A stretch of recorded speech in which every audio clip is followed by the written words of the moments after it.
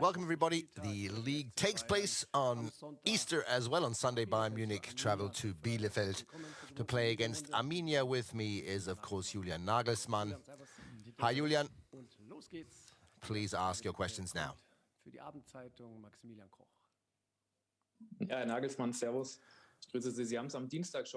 You said it on Tuesday already. The goal and the expectations of Bayern Munich is always to reach the semi-final. Now, Bayern Munich missed that twice in succession. What has to happen in terms of quality and squad depth to return to this top four position, these top four teams in Europe? What positions require a change, and what kind of players do you want to add to the squad? With Julian and Tolisso, we're expecting two very experienced players to leave the club. First of all, you can't plan, or you shouldn't plan, the semi-finals of the Champions League in every season. There's always a couple of obstacles on the way there, as we witnessed just now.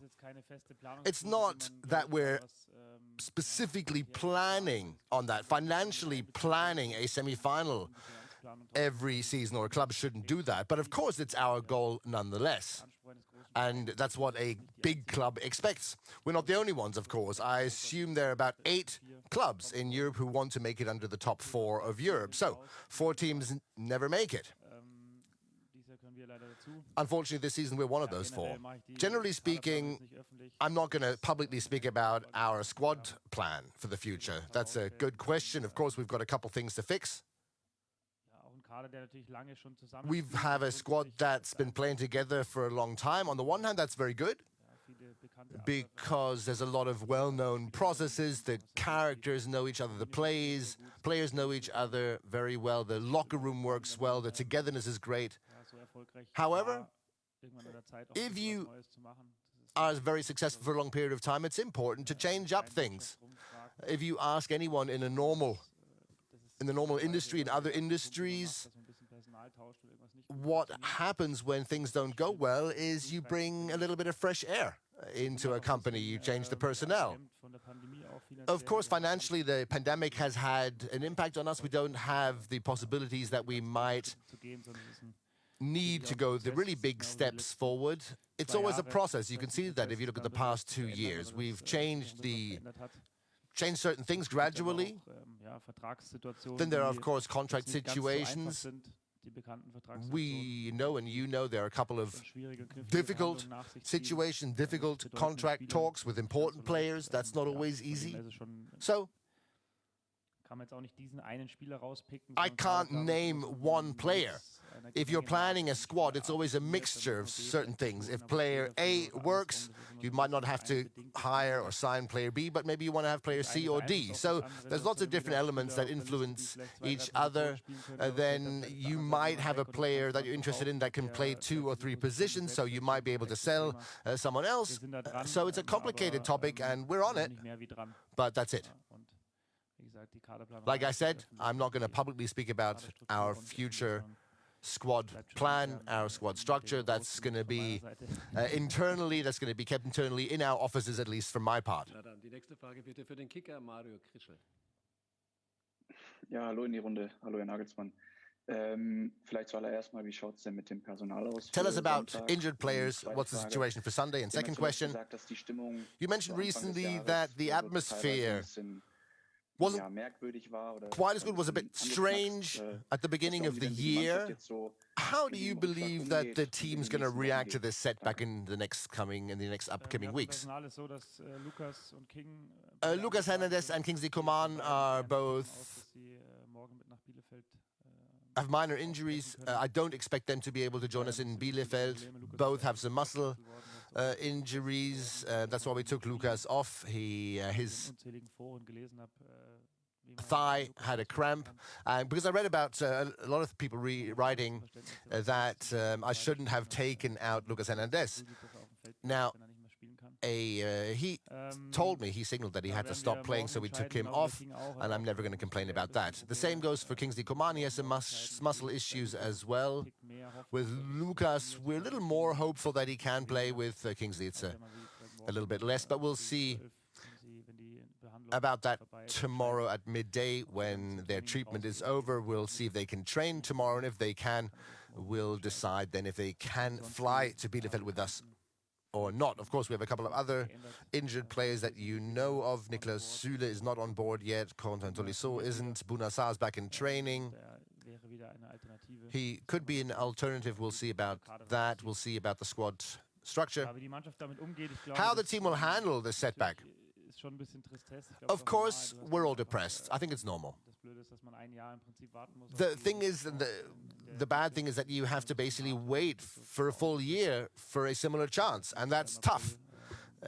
We have to wait until next April for the Champions League quarterfinals. I'm not quite sure exactly when the dates are, but maybe because of the World Cup things might change a little bit. But generally speaking, next spring, we have a year, a time to prepare, but also a year to think about what didn't go well, and that's unpleasant. But we have a clear expectation, clear demand. Ideally, we want to win the next 2 games to secure the championship. That's our job first and foremost. In the end, it's a simple fact that we're still being paid, and so we have work to do. And we have 2 important games against Bielefeld on Sunday and then Saturday evening against Dortmund. And if we win both games, then we're champions. And then we've completed the part that we had to complete. That would be positive for us. And of course, this depression that we're experiencing, we have to transfer that into motivation, into joy, momentum, into frustration that might turn into positive energy.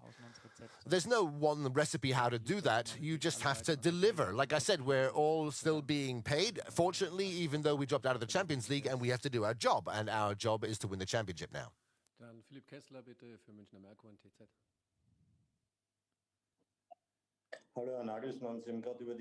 You talked about the team just now. How personally did you clear your mind? We saw you walk across the pitch barefoot on the day after the Champions League exit. What did you think about then? Generally speaking, I don't like to walk without shoes or socks because I have very sensitive soles of my feet, and I was told to do that. I was told to feel that sensation. I thought about what the next steps are. When you exit out of the Champions League, the positive thing about it is that you look at your own responsibility and you don't look to blame others. You have a certain responsibility that you have to take, and you have to draw the right conclusions. The second positive thing, if there is anything, is that, of course, you don't have to focus on the Champions League anymore, but we can focus next to the league. We can start planning a lot. In the last 2 or 3 weeks, we already talked very much with the sports director, technical director, coach. We had lots and lots of discussions, lots and lots of talks with the players. We spent a lot of time on that, and now we have a little more time, of course, to really think about the future and plan the future. So I was told it's good to walk across the pitch barefoot. It grounds you, gets the frustration going, or gets the frustration out of the mind, but doesn't have a deeper esoteric sense. But it actually felt really good. Torben Hoffmann dann für Sky. Nochmal kurz nachhaken, was die Vorredner da auch schon Let me gesagt haben. Zum einen, also wie haben Sie ask, heute auch Ihre Mannschaft first of all, auf dem what impression did your team make on you today on the pitch? Wie haben Sie denn auch die Aussage von Karl-Heinz Rummenigge? And what do you think about the things Karl-Heinz Rummenigge said? He said everyone should concentrate on their own competence, on their own responsibility, and that the sports director and the board is responsible for hiring new players. I thought that was a clear statement towards you. The team was good today. The team didn't have that much content. We played a bit of a tournament.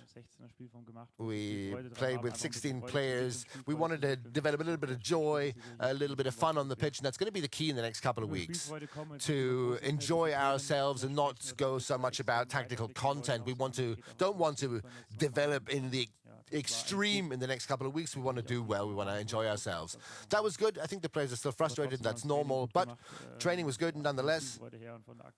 The activity of the players, the activity within the tournament and the way the players enjoyed themselves, that was very good. There was a team that was far back at the beginning, and they came back to win the tournament, and that's a good sign that they weren't frustrated and gave up, but they came back and worked super hard for it. So I was happy about that. No, when you exit the Champions League, that you have to accept criticism from everywhere. That's unfortunately part of the game. There's always pleasant criticism or very unpleasant criticism. I thought Karl-Heinz Rummenigge's statements was something that I can take, I can handle. I can handle that because I'm capable of deciding when I'm going to comment on what topic. I would never talk about contract details or a specific contract situation or a price. But if I'm asked if I want to extend a contract with a player, then I have the right to express my opinion, but I can live with criticism, of course. There are 450 death threats on Instagram against me. That's not something that I can handle that well. That's, of course, a little more gut criticism. But you have to, I suppose, face criticism when you exit in a game in which you were the favorite. And we dropped out of 2 competitions, 2 out of 3 important competitions, and of course then the coach is going to be criticized as well. It's the way it is. You have to be able to handle that. I think it's always about an exchange. How often do you talk to a coach? How often are you interested in maybe receiving an explanation? How's the discussion like? What's the exchange like? I have a clear opinion, and everything else I'll be able to handle and keep working. But in terms of what he said, I thought it was hard to understand because you are responsible for future ideas, what you actually want to achieve in the next couple of years. So it's important for you to be involved in contract talks. Don't you agree? I thought so too. Maybe it's different here. Okay, dann Maximilian Migolitz für Sport 1, bitte. Servus allerseits, frohe Osterfeiertage wünsche ich schon mal. Hallo Nagelsmann. Der FC Bayern steht ja auch dafür, dass extrem viel Fußballexpertise im Bayern Munich represents a lot of football expertise in the club. You talked about all the discussions with board members and officials. How have you been communicating with the board, with Oliver Kahn, for instance, as Oliver Kahn will be in our show on Sunday? How have you been talking to him? What did you talk to him about in the last couple of days? What did you analyze? I talked to Marco and Brazzo every day, and we talked very long on Wednesday after our regenerative training session. So we talked and discussed about the game. I rewatched the game Wednesday morning and cut out a couple of scenes and highlighted the most important scenes, thinking about what we could have improved, even though I maintained that we did play very well. We lost this duel in the first leg, and we talked about that. But of course, we talked about the squad as well. I had a long discussion with Oliver Kahn yesterday. He called me when I was sitting on the terrace of my mum's house. We talked about my ideas about the squad. It was a good discussion. He asked me how I would decide and which players might be sold because we want to sign someone else, which backup players am I interested in. Of course, Oliver Kahn wants to know what the head coach thinks about certain squad ideas and what my ideas are. So the exchange that you've been asking me about has been very good since the game. We're planning. We're doing a very good job planning, but the execution, unfortunately, isn't always as easy as a coach would hope for. Things change every day when you plan a squad, and that, of course, makes it very difficult. If you have a very clear picture in your mind and 2 or 3 things don't work, then, of course, that changes the structure of how you want to play in the next season to improve. So it's always it's hard work, but that's not a Bayern Munich problem. That's a general problem that you face when you plan a new squad, because things change very quickly in this business. Of course, again, winning and losing changes things very quickly, so you have to change your plans all the time, but the discussions were very good. Dann ist Julian Wolf für die Welt an der Reihe. Danke, Dieter. Hallo, Herr Nagelsmann. Kurze Nachfrage. Sie sagten das eben im Nebensatz quasi, also mit den Morddrohungen, habe ich das richtig mentioned, did I understand you that you've had death threats? That you had a lot of death threats after Bayern Munich went out of the Champions League? And how do you handle that? Do you alert the police? If I did that, I mean, I receive death threats if we win or lose. I don't read a lot about that. I just erase. I look at the first couple of words. I don't know what Instagram has. You can erase 20 comments or posts in one go, and what can I say? It's clear that people might want to kill me. Now I've had death threats against my mother, so it's a bit wild. Of course you could contact the authorities, but I'm too busy to do that. Generally speaking, when I play with the back three, I receive more death threats than when we play with the back four. That's a general rule of thumb. But of course, if I lose games, then more than when we win. How do I handle it? I couldn't care less. Let the people write whatever they want. Maybe they should think about what they're writing. I can't understand why they do that, but we could talk about so many things happening on the planet. As soon as you switch off the television, people obviously seem to go berserk, but there's no point talking about it because those people won't change. They think they're right. That's the bizarre thing about this situation. Dann Lena Wurzenberger bitte für Bild. Ja, hallo Herr Nagelsmann. Zuletzt wurde viel über die Zukunft von Robert Lewandowski spekuliert. Recently, there's been a lot of speculation about Robert Lewandowski. Some newspapers wrote that he wants to leave in summer. Are you worried about that? And what's your impression when you talk to him? Will he stay for the next season? And going back to these death threats, are the security measures in the club increased? I know that the players are also insulted. We've heard that Hasan Salihamidzic and his family has made that public, that there have been death threats against him and his family. How does the club handle that from a security point of view? I don't think that the club increases security here. We always have quite a few security personnel with us, but as a private person, as a public figure, or in your private life, you operate normally. So far, no one's been on my doorstep, so I'm okay with that. Talking about Lewandowski, obviously I'd love to keep him. I've said that several times. He's an extremely important player for Bayern Munich, for us, a goal-getter, goal-scorer. He has a contract. We talk to Lewandowski. Oliver Kahn, Hasan Salihamidzic have talked to him about it. I've never had the impression that he wants to leave the club. He talks about tactical things. We talk a lot about content of training, about basic structure, about approach to games, how we want to attack. And the impression that he makes is that he's very much involved, that he's very concerned, and that indicates to me that he wants to stay and that he does care a great deal. But of course, you can never look into the mind of every person. I've said many times that it's normal for players to think about their future. And if there's a certain contract situation, if you've been at a club for so many years, I think that's fine. I think that's completely normal and nothing to complain about. I don't think he's come to an agreement with Barcelona yet. That seemed to be just a rumor. But I actually haven't asked him about it because we had so many important games. But again, when I talk to him, he seems to want to stay, and I hope everything else will be shown and will happen the next couple of days and weeks. Hallo Herr Nagelsmann, ich grüße Sie. Manchmal entdeckt man ja auch nach solchen Niederlagen Sometimes these defeats Eigenschaften vielleicht auch an einem. Sie haben uncover a new side of a character. You said it was one of the worst 3 defeats of your coaching career. Now, of course, it's only been a few days. But do you want to bounce back? Do you want to show that you can bounce back? Your career has always had a clear upward trajectory. But do you feel now that you're extra motivated, that you want to prove yourself, that you want to prove all the critics wrong next season?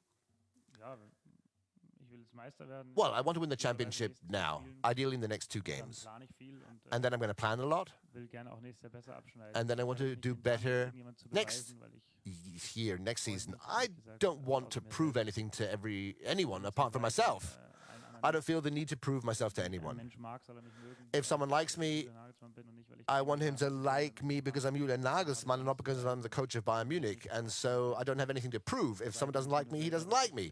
I want to prove to myself that I can achieve the things that I want to achieve. And I don't want to prove myself to anyone else. In terms of planning, it's ongoing.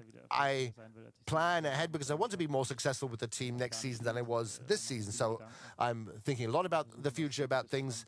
We're trying to build something very good. Dann ist Robert Bauer für Eurosport an der Reihe, bitte. Hallo, Herr Nagelsmann. Sie meinten nach dem Augsburg-Spiel, dass After the Augsburg game, you said Leroy Sané can play better. Woran liegt es, dass und auch why nicht ganz die PS auf die Straße has he and has Serge Gnabry been unable to show their absolute top performance? That would have been so important and can be important now if Kingsley Coman isn't fit. I thought Leroy did a good job in the second leg. He was very involved. He brought in many good crosses. He was very involved in the first half, and I was happy about that. The reasons in detail, you'd have to ask the players. The players have to answer why they can't always show their best performance. If I talked about players here in public, then it's like a boomerang, and when you don't see a boomerang coming back, it can hurt. I'm generally happy with both players. Leroy played a very good first half of the season, then he had a bit of a slump, but he fought out of that slump. He fought back. Now then he had 2 or 3 not so good games. Now he's played very well again. Against Stuttgart he played very well. Against Wolfsburg he played very well. Freiburg, when he came on, he did a good job. So he had some very good moments and a lot of very good moments. Serge has been in contract talks. That's certainly something that influences him, and that's not a criticism of Bayern Munich. It's normal. Contract talks aren't just decided over a coffee. You have 6 or 7 rounds and 6 or 7 very important contract discussion rounds. And Serge Gnabry is very reflective. He's very bright. He's emotional as well. And of course, he's concerned with his future. And who knows, maybe that does have an effect and takes away 1 or 2% of his performance. That's human. That's not criticism. That's normal. But generally speaking, I'm happy with everyone. And they will show their best performance again and again. Last questions now, please. You talked a lot about squad plans, future plans, and also that the financial situation at Bayern Munich isn't quite as positive because of the pandemic. So now that you're losing money from the Champions League, how much worse is the situation? Well, it's a vicious circle, isn't it? We changed the squad going into the season. Went out against Kiel in the DFB Cup and the quarterfinal Champions League. And then the Champions League against Paris last season. Now Villarreal, DFB Cup again, we went out. And so if you have this vicious circle and you lose 2 or 3 key players at the same time, you don't make as much money as you could have because you didn't progress as far as you should have, then it's a vicious circle. And of course, that money is missing. The money that we could have made in the Champions League semi-final is now gone. So from a financial point of view, a Champions League semi-final is very important because we make much more money than, of course, when we go out in the quarterfinal. In the end, there's always a break-even point. And you have to decide, are you going to take certain risks to compensate? And are you going to invest or have a risk investment over the course of 3 years and plan and need to make it to the Champions League semi-final? How much are you prepared to invest? How much are you prepared to risk in these investments, assuming that you might make it to the Champions League semi-final? Now, if you don't take any risks, then, of course, the likelihood of making it to the Champions League semi-final next season is less likely, is more difficult. So that's why I said after the game, you always have to compare what you demand with what you're prepared to invest. And so there needs to be a good balance here. That's always a thin red line that we're walking on. That's the same with every single company in every industry. And if I look at your TV station or your newspaper, if I look at DAZN, you were a very small company, then you invested in NBA, in football, you invested a great deal of money and you took great risks there. And at some point, of course, it paid off, because you generated more money and have a lot more subscribers than you used to. So that's the same with football as well. If you are prepared to risk because you hope that you will be successful, then that's something you can do. That's something that we're thinking about right now. We're doing the math, we're calculating, we're opening our eyes, we're very alert what's happening on the market and in our squad. Ja, vielleicht kommen wir abschließend auch einmal zum Gegner Sonntag. Maybe finally we can talk about the opponent. Like last season, Bielefeld is in the relegation battle. This season, you get the feeling that the atmosphere is worse because they have bad momentum right now. They have a bad spell towards the end of the season. Why do you think they're dangerous nonetheless? Well, of course, our situation makes them dangerous. Then they just play a lot of long balls forward. Ortega, the goalkeeper, plays the most long balls forward, and that's something, a method, of course, to get past our pressing. They run, I think, the greatest distance in the Bundesliga. They have the most duels in their own half. They don't win the most duels, but they're very intense. I think they only win 45% of the duels, but they have most duels in their half. So they fight hard and they use very simple methods to get past the first couple of pressing lines. They've only conceded 5 counterattacking goals, which is one of the best records in the league. When they do try to find football solutions, they do have 2 or 3 very, very dangerous attacking players who can decide a game single-handedly. And of course, we're going to go there to win. That's obvious. In the first leg, it wasn't easy. It was unpleasant. They play in 2 or 3 different basic systems. Frank is very creative, while he looks for a good match plan. That's going to be a tough challenge for him and for us on Sunday to prepare well. I'm going to actually watch them now with the analysts, and we're going to develop a plan that's not going to be too complicated, but that gets our horsepower onto the pitch without too much thought. Then we're going to try to win that game, and then we would have a match ball game against Dortmund, but we need to win on Sunday in order to achieve that. That's our goal. Thanks, Julian. Thank you, all of you. Enjoy the Easter weekend. See you soon.